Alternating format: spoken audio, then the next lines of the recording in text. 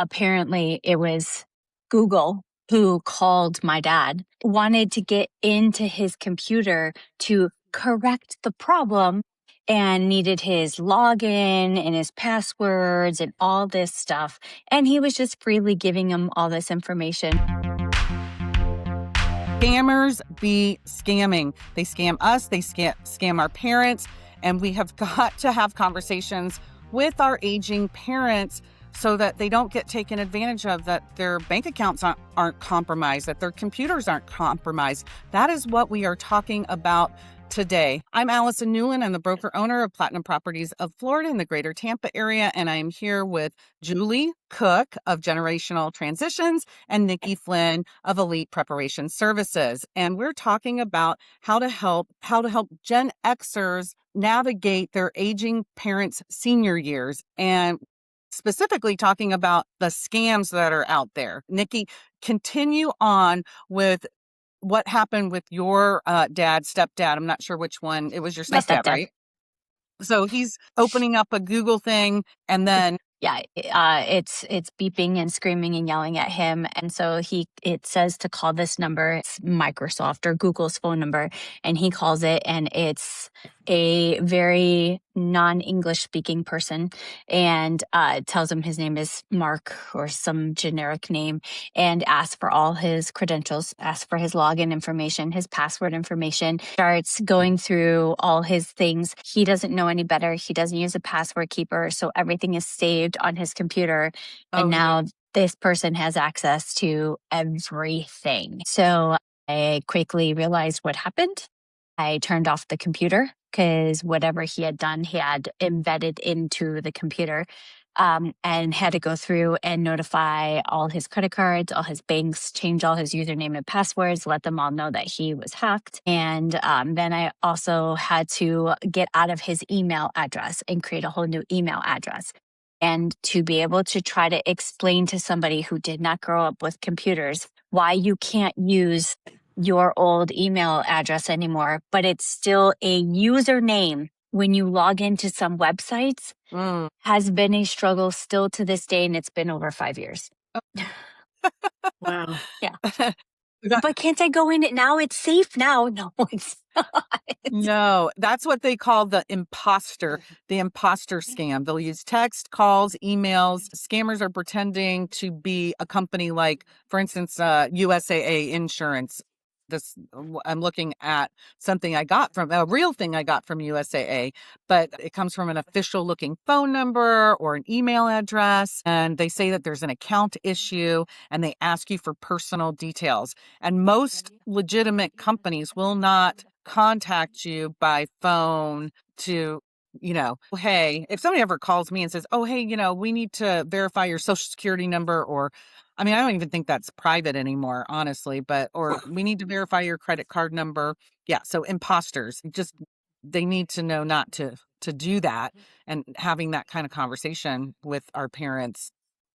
I want to piggyback on that real quick, because since we're talking about the fact that we're talking about our aging parents, the one thing that they will always do and always fall victim of is they give everybody their Medicare number, their Medicare card number. That is like your social security number. You don't just get a new one just because somebody else might have hacked it and taken it. So they get phone calls all the time from those third-party companies, which is against the law, but they use spoofing phone numbers so they can't catch them. And they say, oh, give me your Medicare number. I'll qualify you for benefits, or I'll see what benefits you qualify for. And they freely give them their card number, which is their red, white, and blue card. So it's just like getting a social security card. You only get one. That's it. It's an act of Congress to get them to get you a new one. And they freely give this information to people. They disenroll these seniors in their insurance plans, and they don't even know it. They find out the hard way. They enroll other people under their Medicare card number. So that is a huge scam that they fall victim of all the time, because they don't know any better, and it's not publicly taught that they should never give that number out. When is it safe to give that number out? Just like when you're at the doctor's office, or? Actually, never, because unless you're using that as your sole only insurance, the only time you should be using it is when you go to the hospital. Otherwise, you have other insurance cards that piggyback with that. Mm-hmm. So you're never giving that red, white, and blue card out to anybody. But it's an uneducated process of Medicare, and as they're aging, that nobody is ever taught. So unfortunately, that's what they fall victim of. And when they get that and somebody has stolen their Medicare number and they're enrolling them in other plans and stuff, at that point, what can you do? Now you have to fight with the government to prove that that's not you. And Right. it's unfortunate. Yeah. What do you know, Julie? Do you know I anything about that particular one? so yes, so I've run into a lot of seniors who get calls from insurance companies all day long.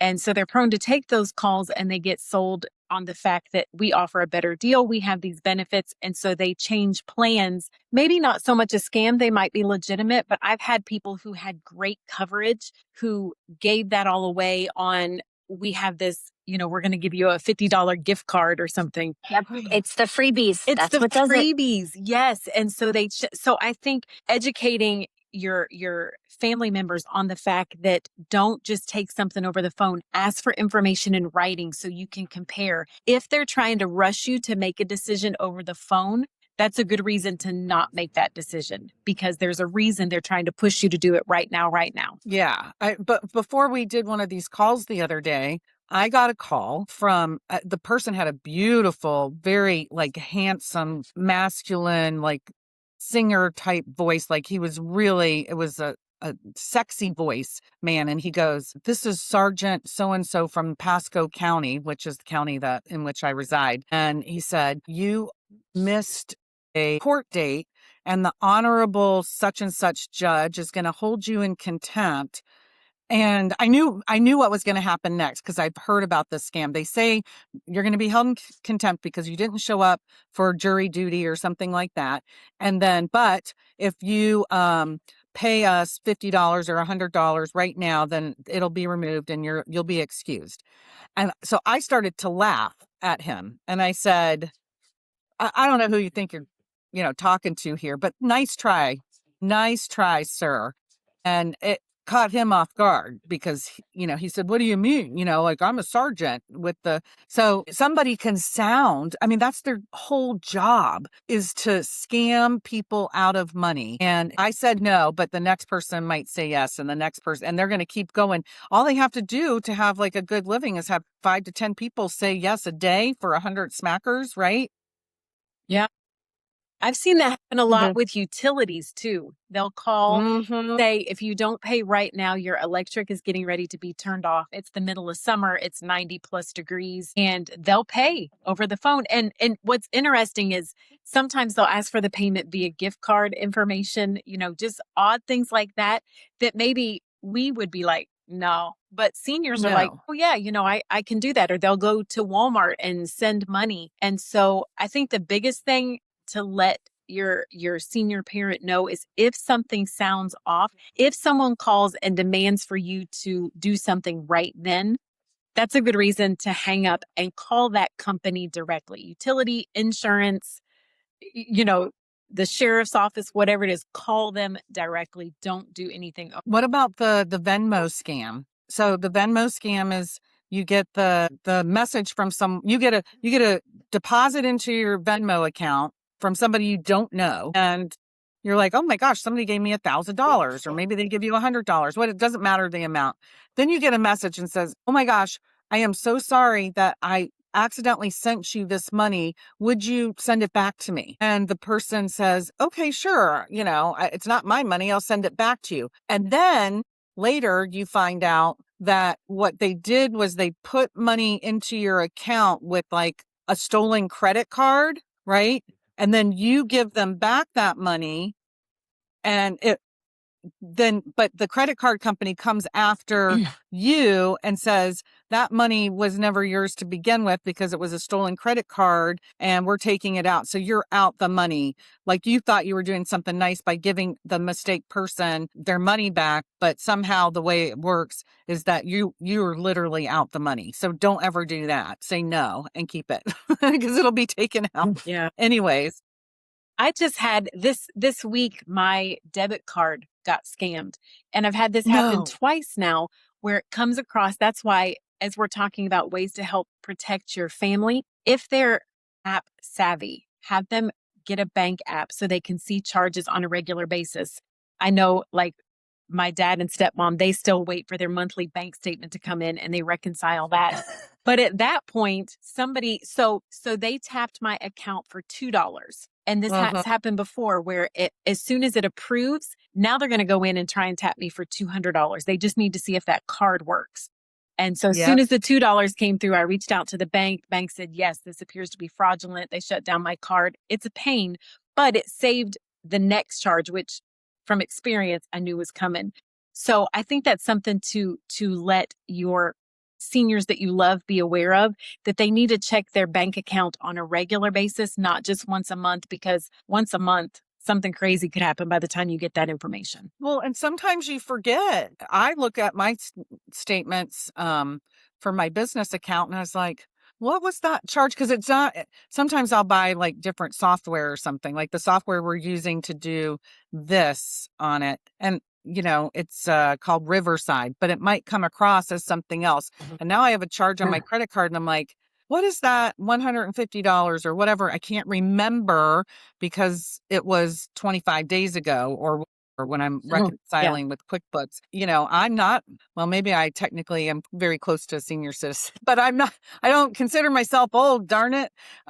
You know, I'm savvy with apps and all that kind of stuff. But if you're not, you could be. I think it is important to teach our parents some of these strategies for sure, because we, you know, just even ordering your own groceries, checking the bank apps, but also, you know, they're on Facebook. A lot of people are on Facebook, you know, Gen Xer parents, they're on, my mom calls it Facebooks. That's a excellent place for you to get scammed. If you're not careful, you can get a message. If a link comes through and you click on it, it seems official. Don't click on any links. I think that's good advice in general, if you don't know who it's from. But being careful on Facebook, you shouldn't, you know, somebody will friend you and they have either no profile picture or maybe like 3 friends or something. There's a problem with that because Facebook has been around for a long time and I'm lonely. I'm just looking for friends. Well, maybe your senior parent is a little lonely and looking for some friends and they think Facebook is a friendly place, but it's any opportunity that a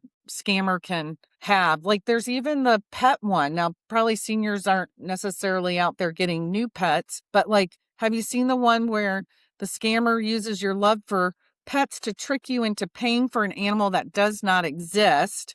They post cute pictures of puppies and kittens and offer them at great prices or whatever. They ask for the money up front and then for, you know, shipping and vaccines or whatever. I've had that. And then you pay, it never comes. A lady was excited. She showed me these 2 puppies that she was going to get.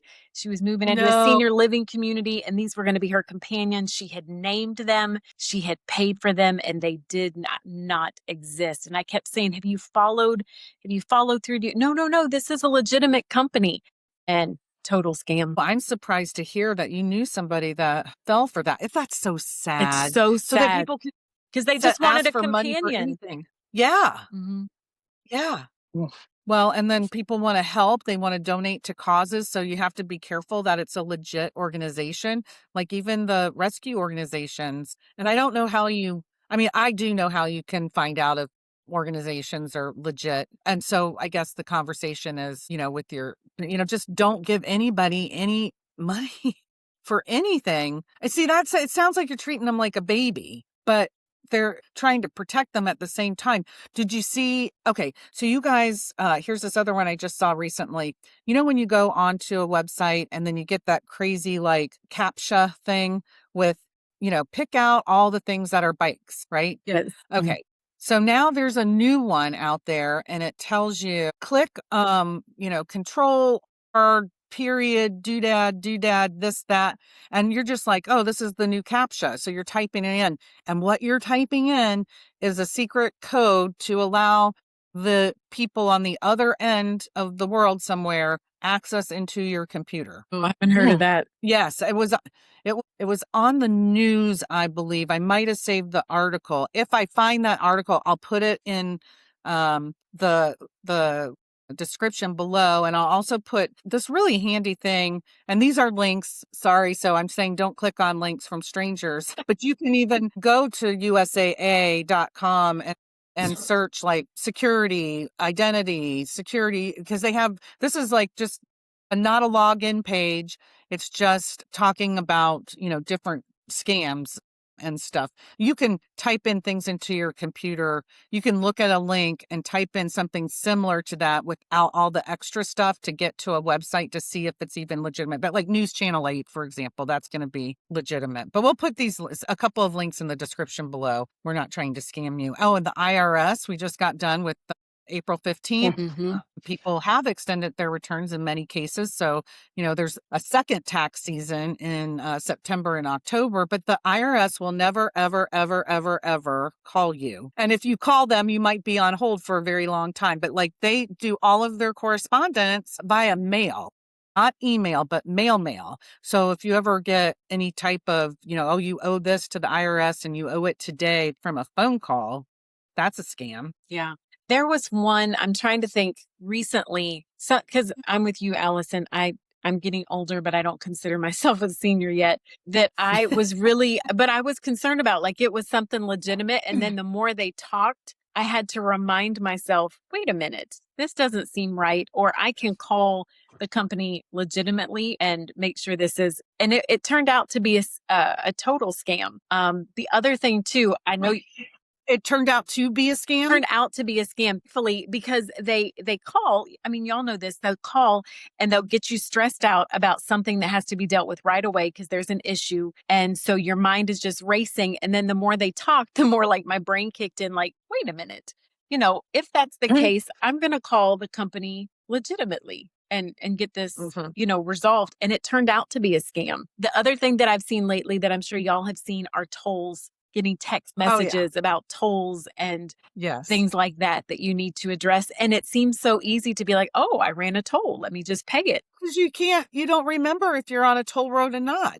My daughter fell for that. My 25-year-old daughter fell for that last year. I think they said they were going to revoke her driver's license or her license plate or something. She asked us afterwards, talk to your aging parents and your kids. Yes. I guess is the point. Basically, the main things that you want to talk to your parents about are being contacted, unsolicited contact, posing as someone you trust. Seems like, okay, I should trust this person. Maybe not. Pressure to act fast, emotional manipulation, sympathy, excitement, and try to influence your decisions. It might be a scam. Then a request to pay in specific ways, like a gift card or something like that. Yeah, they like to spoof. They like to steal people's phone numbers. So, I mean, the moral of the story is we have to educate them on being aware of, what they're clicking on, who they're answering the phone to. If something does not seem right, they need to check with us or call the company themselves. And if they are lonely and you know that they're lonely, get them a pet or get them involved in senior communities. Like that, they need interaction because if they're sitting at home alone, that's when they're going to get in the most trouble because they just want that person to talk to. So stay cautious, take your time, only trust verified sources, protect your info. Those are things you want to talk to your senior parent about. If you would like to reach out to any one of us, information is in the description below. We want to know what you think. Please leave a comment and don't forget to subscribe.